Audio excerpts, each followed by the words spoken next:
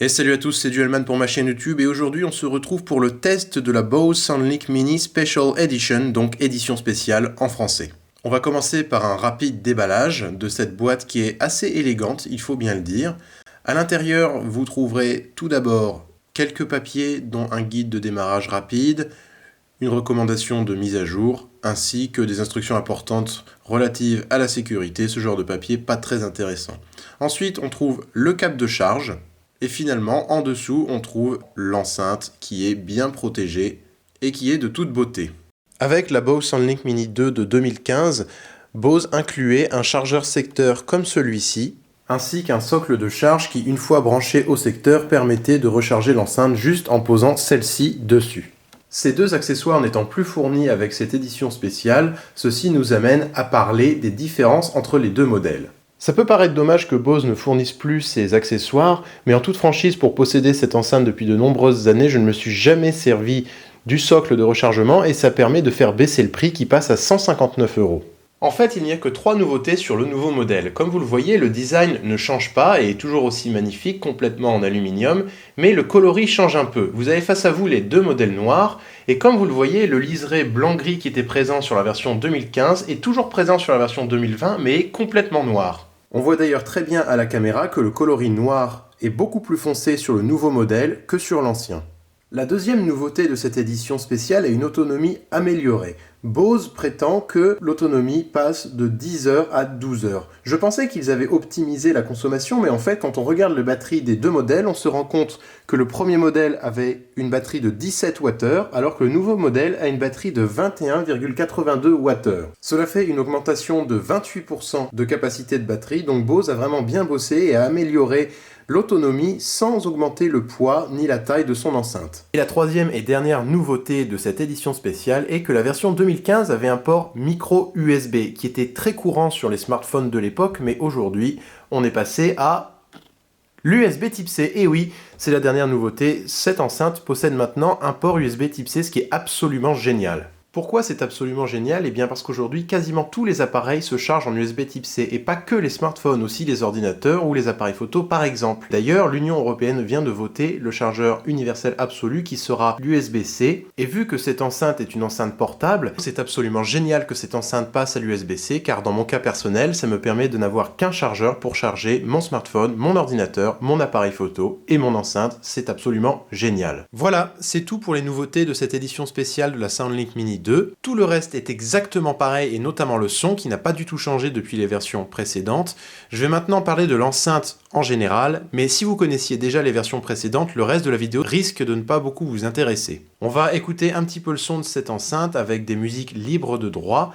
Mais rappelez-vous que le son de l'enceinte passera à travers mes microphones, la compression YouTube et votre équipement audio. Donc c'est pas vraiment un très bon exemple de la qualité réelle du son. Donc si vous pouvez la tester dans un magasin par exemple, c'est quand même beaucoup mieux.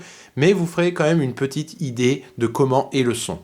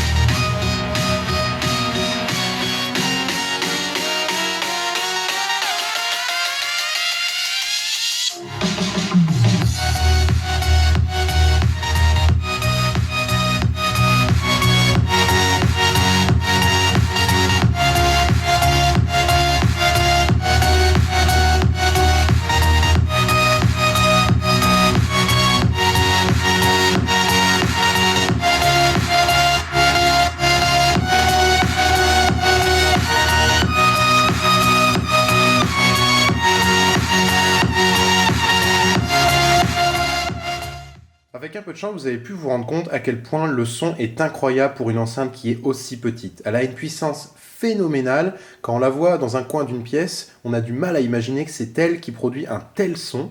À pleine puissance, l'enceinte sature un petit peu, mais c'est encore assez léger. Le son est réellement envoûtant et chaleureux. Il y a énormément de basses, peut-être même un peu trop pour les puristes, mais c'est quand même très agréable sur beaucoup de types de musique d'avoir beaucoup de basses comme ça. La scène sonore est plutôt définie, même s'il y a des enceintes qui sont un peu meilleures, et la stéréo est quasiment inexistante parce qu'on a une seule enceinte et pas deux. C'est d'ailleurs un des rares défauts de l'enceinte. Certaines enceintes récentes de Bose peuvent s'appairer pour faire un son stéréo, c'est-à-dire que vous avez deux enceintes, vous les connectez entre elles et vous avez un son stéréo.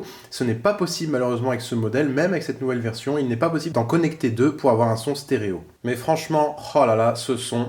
Je possède le premier modèle depuis 2014, après 6 ans je ne m'en remets toujours pas, donc franchement, vous avez mon feu vert sur la qualité de son de cette enceinte. Le design est toujours aussi sympa, elle est très compacte bien qu'elle soit lourde, elle fait quand même 680 grammes, donc elle est vraiment lourde dans la main, c'est assez impressionnant. Sur l'avant, on retrouve le logo Bose, on voit un peu en fond ce qui permet de faire les basses. Sur les côtés, on a deux haut-parleurs qui font les aigus et les médiums. Sur la tranche gauche, on n'a rien. Sur la tranche droite, on a en plus du port USB type C, une prise jack 3.5 mm si vous voulez la connecter avec un câble. Sur le dessus, on a les boutons qui n'ont pas changé, donc Power On ou Power Off, le bouton de Bluetooth, le volume moins et plus, et le bouton multifonction qui permet de décrocher au téléphone ou d'appeler votre assistant sur votre téléphone.